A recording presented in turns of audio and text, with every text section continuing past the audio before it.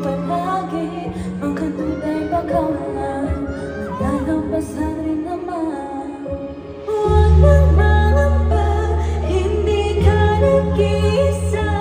Huwag ka nang mag-alala, dadamayan kita. Sa oras ng kalungkutan, hindi kita bibitawan. Sa'kin ka